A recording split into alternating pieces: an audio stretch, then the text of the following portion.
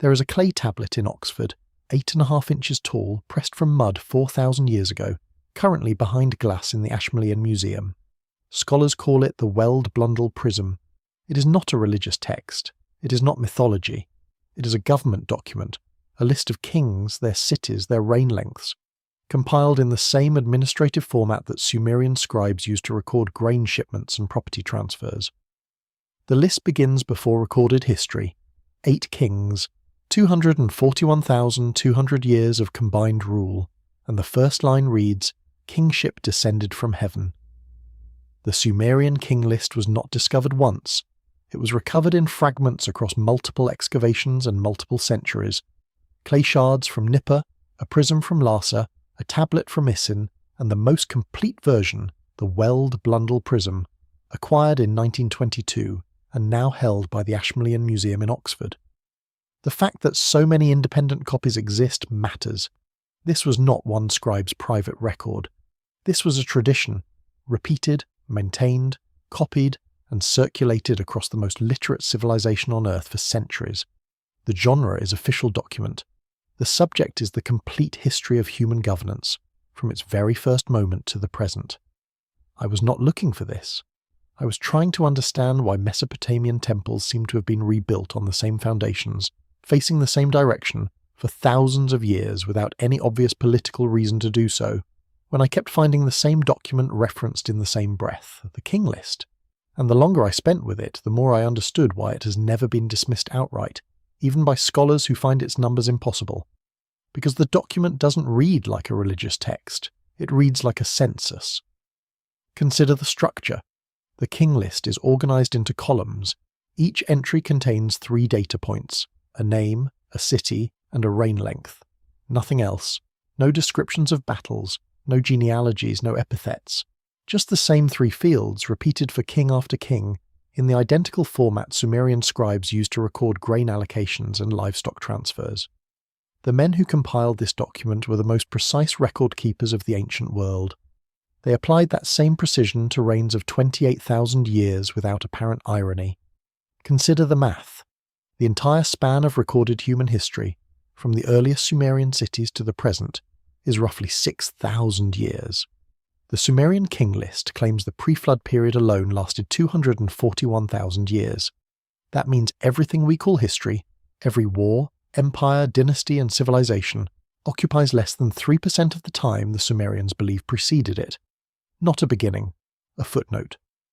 The pre-flood kings are documented with the same precision as everything that followed. Alulim of Eridu, 28,800 years. Al-Algar of Eridu, 36,000 years. Enmen-Lu'ana of Bad Tibira, 43,200 years. Enmen-Gal-Ana of Bad Tibira, 28,800 years. The divine Dumusid, a shepherd of Bad Tibira, 36,000 years. Ensipadzid-Ana of Larak, 28,800 years.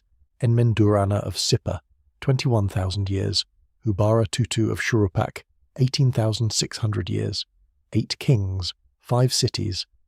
The same 3 columns as every other administrative record the Sumerians ever produced. And then, in the same hand, in the same ink, in the same formal administrative Sumerian, the flood swept over. 4 words in translation, possibly 2 in the original, and the list resumes. After the flood had swept over, kingship descended from heaven again. New kings, new cities, new columns, but the same 3 data points, as if the scribe saw no reason to distinguish between the world before and the world after, except the flood itself. Eridu appears first for a reason. British and Iraqi archaeologists excavated the site between 1946 and 1949 in what is now southern Iraq, and what they found beneath the Sumerian layers was older than that. Much older.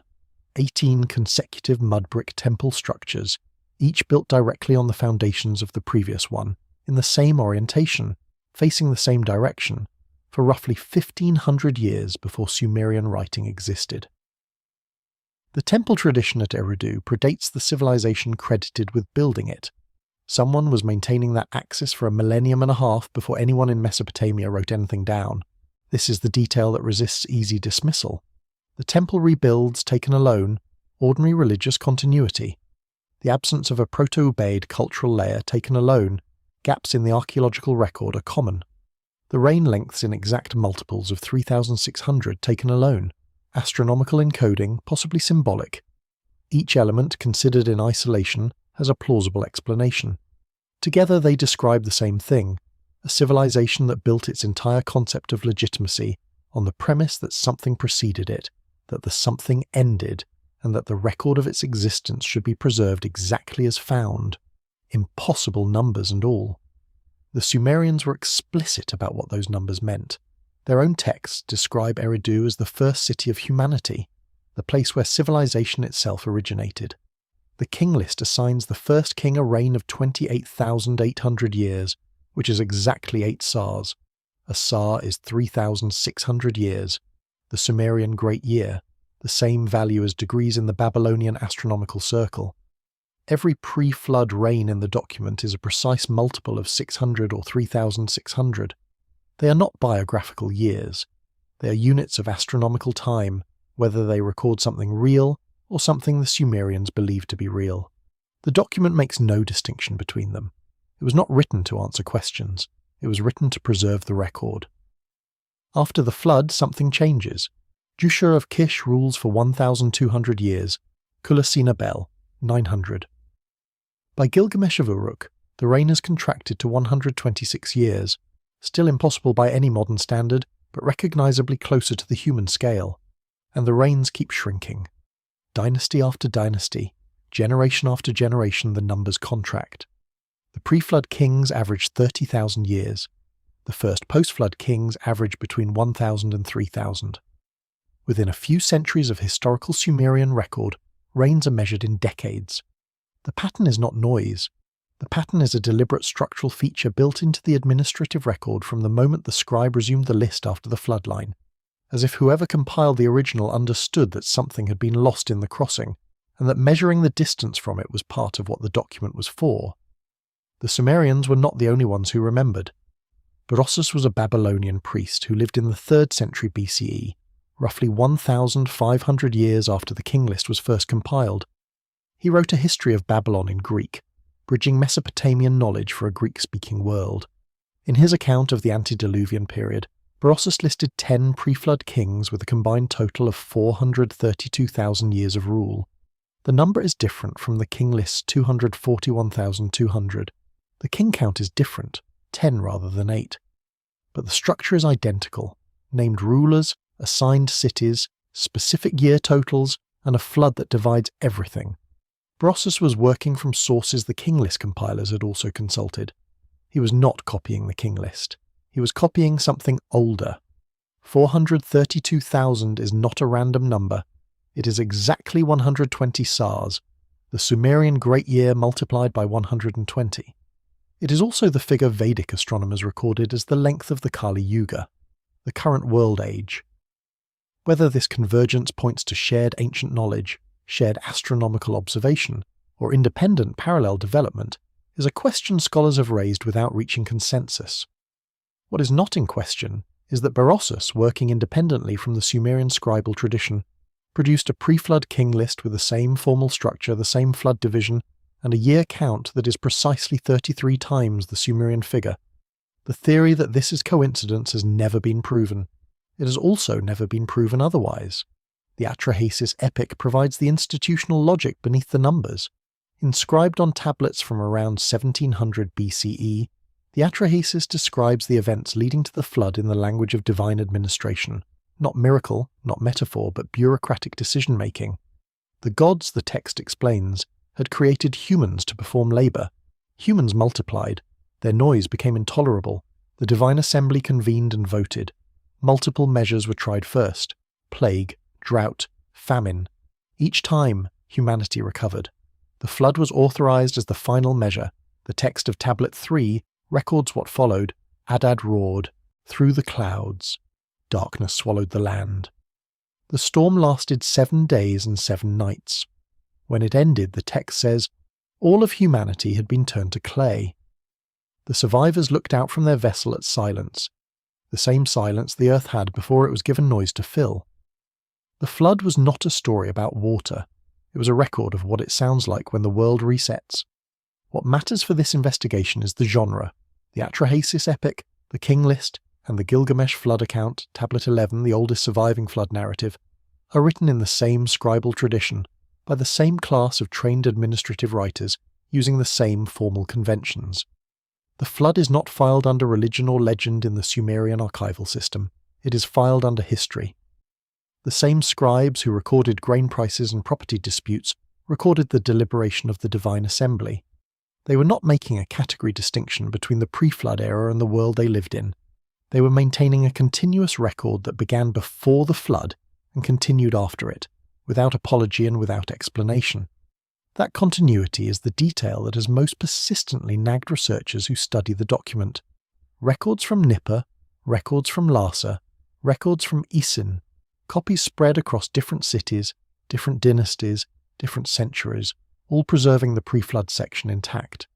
The document was edited, revised, and updated for centuries as dynasties rose and fell, each adding new entries to the post-flood columns. Every editor preserved the impossible reign lengths. No one reclassified the antediluvian kings as legendary.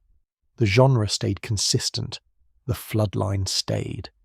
Either every editor across 1,000 years shared the same mistake, or none of them considered it a mistake. Before the Sumerians wrote the King List, before cuneiform existed, something was already present in southern Mesopotamia that archaeology has not been able to explain cleanly. The Ubaid period, dated by the Oriental Institute of the University of Chicago to between 6,500 and 3,800 BCE, represents the cultural foundation beneath everything the Sumerians would later build. Ubaid settlements show sophisticated pottery, long-distance trade networks reaching to the Persian Gulf, and large mud brick buildings functioning as temples. The culture appears in the archaeological record without a clear developmental precursor. There is no obvious Proto-Ubaid layer beneath it showing the gradual emergence of those capabilities. The Ubaid shows up essentially complete. Eridu is the oldest Ubaid site. It is also, by the King List's own account, the oldest city on Earth, the place where kingship first descended from heaven, assigned to the first two pre-flood kings, the site beneath which archaeologists found 18 consecutive temple layers going back to 5,400 BCE. That is not just before Sumerian civilization, that is before every attested civilization in Mesopotamia by more than 1,000 years. Manetho was an Egyptian priest writing in the 3rd century BCE, roughly contemporary with Berossus. His history of Egypt, the Egyptiaca, listed the rulers of Egypt from the beginning. Before the historical pharaohs came a dynasty of gods, reigning for thousands of years. Before the gods came the demigods. Manetho's pre-dynastic period extends to tens of thousands of years of divine rule before the first human king. The structure is the same as the Sumerian King List. A divine or semi-divine prehistorical era, a transition, and a historical period of progressively shorter human reigns. Manetho was working from Egyptian temple records. He had no access to Mesopotamian sources. He produced the same shape independently, not coincidence, pattern. The Vedic texts of ancient India describe time not as a line but as a wheel. Each rotation contains 4 world ages declining from a golden era of long life and divine connection to the current age of shortened years and diminished capacity. The wheel turns, the age ends, the cycle resumes. What is notable is not the cosmology but the structure, a more capable prehistorical era, a catastrophe, and a present that is the diminished continuation. 3 civilizations, Mesopotamian, Egyptian, Indian, each working from separate traditions, each independently recorded the same shape. The temple layers at Eridu make this concrete. 18 consecutive rebuilds on the same foundation, the same axis held for 1,500 years before the first cuneiform sign was pressed into clay. Whoever built those temples, who bade people whose origins archaeology has not traced, was not inventing a tradition. They were continuing one that was already underway. The Sumerians, when they arrived and made Eridu their founding city, were not beginning civilization. They were inheriting one they believed they had not created. Their own founding texts say as much. They were resuming, which is perhaps the most precise way to state what the King List is actually recording. There was a scribe at Nippur, there had to have been, sitting in a scribal school sometime around 1800 BCE, copying from a tablet already ancient in his own time.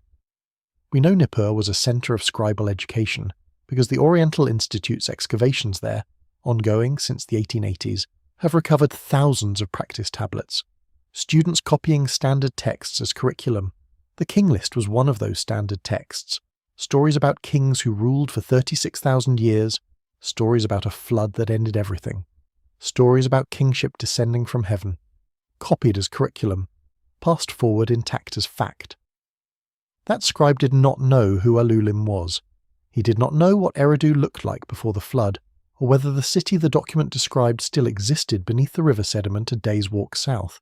He knew only that the document existed, that it had always existed as far as anyone in Nippur could trace, and that his job was to copy it accurately and pass it forward.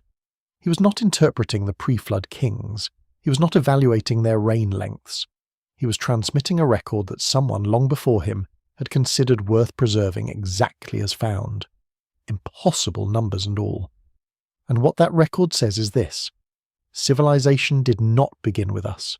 It began with something before us, something that operated on a different scale, something connected to an authority that descended from a place the scribes called heaven. That something ended. The flood swept over it, and then it started again, smaller, shorter, closer to the human scale, and someone made sure the record of what came before was copied forward with the rest, in the same columns, without distinction, as if the resumption was simply what came next. That is what the King List has always been saying. Not that the world will end. The world already ended. The Sumerians knew it ended. They built their entire civilization, their cities, their laws, their concept of legitimate authority, their cosmology, on the premise that what they were doing was resumption, not invention. That the real thing had already happened once, and what remained was the continuation. And the continuation was getting shorter with every generation, the reigns contracting, the distance from the original order increasing, the memory of what came before fading into numbers that no longer made sense. The Weld-Blundell Prism is in the Ashmolean Museum in Oxford, behind glass, 4,000 years after it was pressed into shape. The Nippur King List tablet is in the Istanbul Archaeological Museum. The Lhasa fragment is distributed across several institutional collections. All are publicly catalogued, all have been studied, none has been fully reconciled with what the geological and archaeological record shows about southern Mesopotamia before 4000 BCE. The flood deposits found beneath multiple ancient cities, the river sediment layers, the Ubaid culture that arrived complete with no traceable origin. The question the tablet leaves open is not whether the flood happened.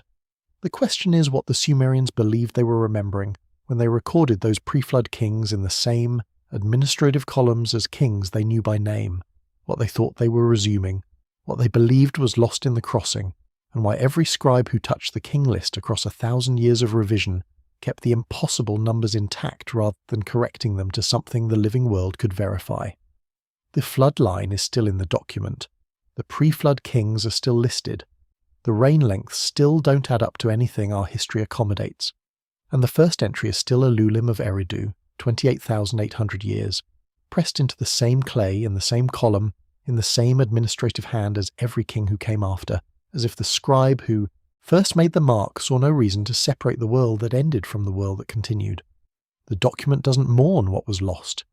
It simply records that the list resumed,